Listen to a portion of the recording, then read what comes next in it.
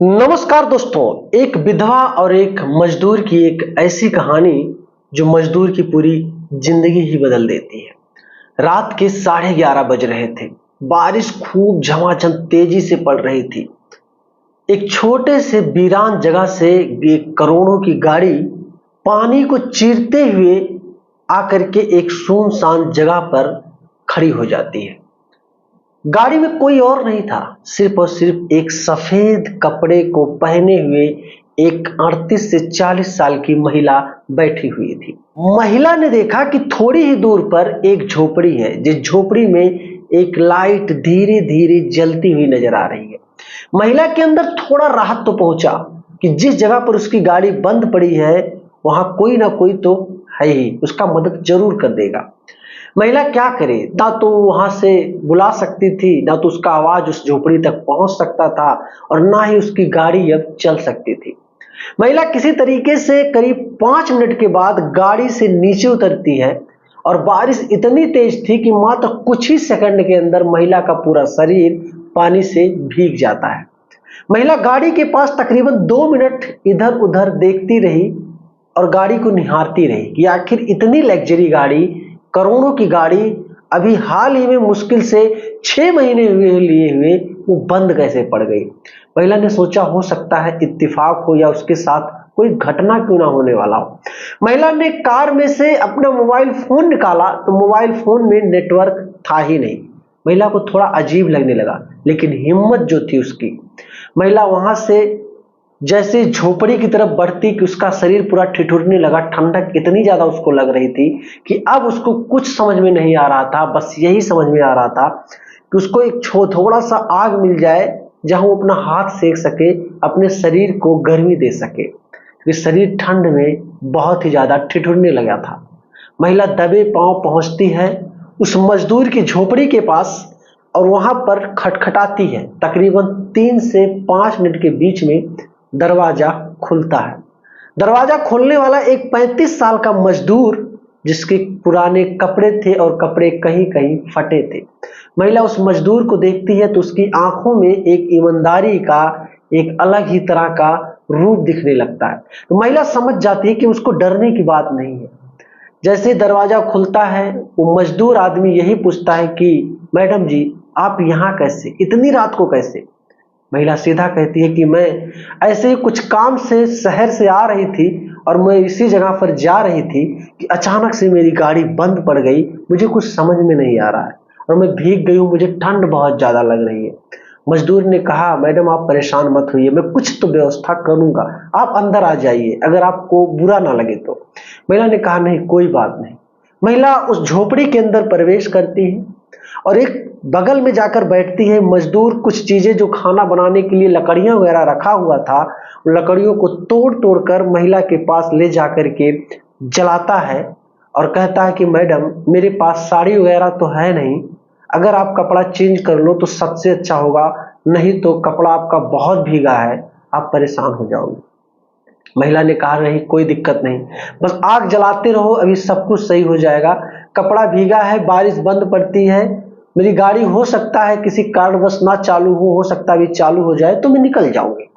मजदूर ने कहा, जैसे ही आपकी मर्जी, मुझे कुछ नहीं कहना, अगर आप कहिए तो खाने पीने की कोई चीज तो मेरे पास बची नहीं है, आप कहो तो मैं कुछ बनाकर आपको खिला दूं। उस विधवा महिला ने कहा, कोई बात नहीं, थोड़ा पानी वगैरह अगर मिल जाए या कोई गर्म चीज मुझे मिल जाए तो पिला दो। वो मजदूर तुरंत अपने चूल्हे के पास जाता है और एक गर्मा गर्म चाय बनाता है, काली चाय, और ला करके उस विधवा महिला को देता है कि मैडम इसको पी लो, आप अंदर जाएगा थोड़ा अच्छा लगेगा आपको। महिला उस गर्म चाय को पीती है और इधर मजदूर ने आग जलाने की पूरी व्यवस्था की थी, उस आग को वो सेकती है। इसी तरीके से धीरे धीरे करके 2 ढाई घंटे गुजर गए। अब महिला को नींद आने लगती है, लेकिन कपड़े उसको भीगे थे, उसको अजीब लग रहा था। और उस घर में एक मजदूर 35 साल के आदमी को देखकर महिला कपड़े चेंज नहीं करना चाहती थी, क्योंकि कहीं ना कहीं उसके अंदर एक डर था। लेकिन धीरे धीरे करके वो महिला वहीं पर सो गई। मजदूर देखता रहा कि महिला ठिठुर रही है, क्या किया जाए, उसको बहुत अजीब लग रहा है। मजदूर उसके भीगे शरीर को देखकर उसके कपड़े को देखकर अपने आप को रोक ना पाया। कुछ भी करने के पहले 10 बार सोच रहा था, लेकिन फिर भी महिला की तरफ उसके कदम धीरे धीरे बढ़ते रहे और उसने सोचा कि अब मुझसे गलत ना हो जाए, लेकिन सोच कर क्या करेगा, मन पर उसका काबू हट चुका था। वो महिला के पास जाता है और महिला के पास जैसे ही जाकर उसको लिपट लेता है, लिपटने के बाद महिला को थोड़ा सा जैसे अच्छा लगता है, महिला भी उस मजदूर को लिपट लेती है। लिपटने के बाद उस मजदूर में और उस महिला में रात में आपस में संबंध बन जाते हैं। महिला समझ नहीं पाती अब क्या करे। संबंध बनने के बाद दोनों उठ के बैठ जाते हैं। महिला उस मजदूर से कहती है, क्या करूं, मैं तो मुंह नहीं दिखा सकती, ये मैंने क्या कर दिया, ये तुमने क्या कर दिया, तुमको किसने मेरे पास आने के लिए कहा। मजदूर ने कहा, नहीं मैडम, मुझे माफ कीजिए, मुझे आपको ठंडक बहुत लग रही थी, शरीर का आपका ठिठुर रहा था, तो मैंने सोचा आपके पास चल के बैठ जाऊं, हो सकता आपको थोड़ी गर्मी आ जाए, आपका तबीयत ना बिगड़े।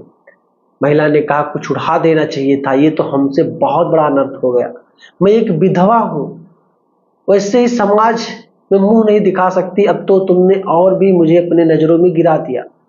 मजदूर ने कहा, देखिए मैडम, मैं नहीं जानता आप क्या हो, कहां से आई हो, लेकिन अगर आपको बुरा ना लगे तो मैं भी एक बात कहना चाहूंगा। विधवा ने कहा, बोलो, क्या कहना चाहते हो। मजदूर ने कहा, मैडम, क्या आप मुझसे शादी कर सकती हैं। विधवा के होश उड़ गए। उसने कहा, शादी, ये तो मैंने सोचा भी नहीं, अरे तुम क्या बात कर रहे हो, किस तरह की बात कर रहे हो। मजदूर ने कहा, मैडम, जो गलती मुझसे हुई है मैं उसका पश्चाताप करूंगा, आपका पति बनकर आपकी जिम्मेदारियों को उठाऊंगा। ये सारी बातें वो करने लगा और विधवा उसकी नजरों में देखने लगी। देखते ही देखते दोनों ने फिर से आपस में संबंध बना लिया। संबंध बनाने के बाद अब धीरे धीरे करके सुबह हो चुकी थी और वो महिला यही कहने लगी, तुम मेरे साथ पहले मेरे घर चलो। मजदूर को समझ में नहीं आ रहा था कि सच में उसको जाना चाहिए या नहीं, लेकिन उसने हिम्मत जुटाई और महिला के पास कार में आया और जैसे इत्तेफाक देखो, गाड़ी में महिला बैठती है, गाड़ी की चाबी को ऑन करती है, तुरंत वो गाड़ी स्टार्ट हो जाती है। महिला समझ चुकी थी कि इसके साथ ऊपर वाले ने कोई चमत्कार करना चाहा है, इसी वजह से उसकी गाड़ी इसी जगह पर आकर बंद पड़ गई। महिला उस मजदूर को गाड़ी में बैठाकर सीधा अपने घर के पास ले जाती है। घर इतना बड़ा था कि जिसको देखने के बाद मजदूर को यकीन ही नहीं पड़ रहा था कि सच में इतने बड़े घर की मालकिन उसके साथ रात में रात गुजारी है।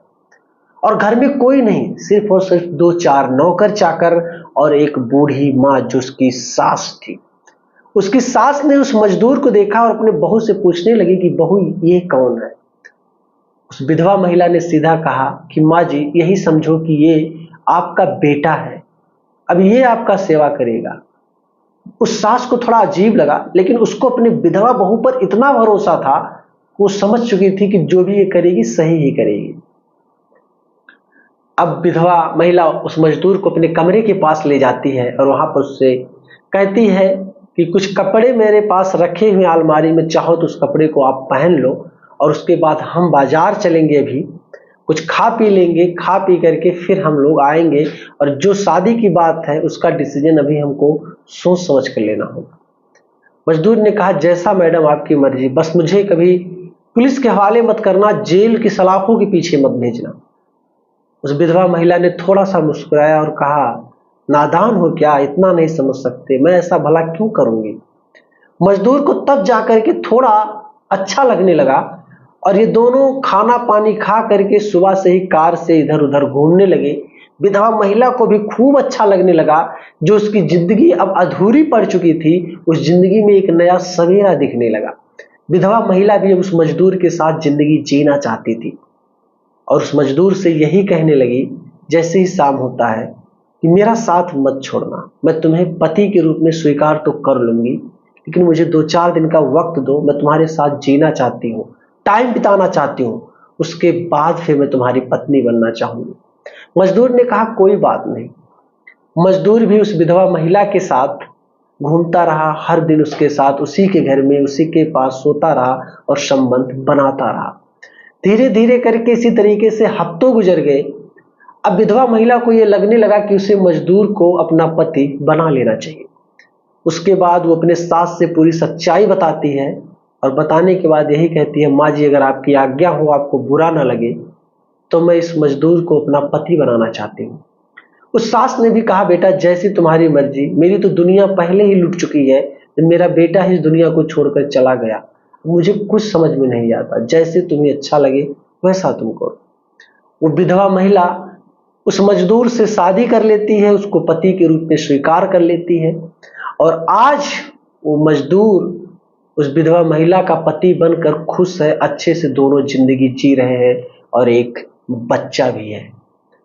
दोस्तों ये कहानी, मैंने नाम पता बहुत सारी चीजें छुपा रखी, ये कहानी पुणे के एक बहुत ही बड़े घराने की विधवा महिला की है। जिस कहानी को हमने सुना तो मुझे कहानी में बड़ी दिलचस्पी लगी, तो हमने सोचा एक स्टोरी के माध्यम से मुझे इस कहानी को आप तक पहुंचानी चाहिए। तो कहानी को अगर आपने यहां तक सुना है तो एक बार कमेंट करके जरूर बताना कि ये कहानी आपको कैसा लगा और क्या विधवा महिला ने मजदूर को अपनाकर बहुत सही किया या नहीं, कमेंट करना। मिलूंगा जल्दी। जय हिंद।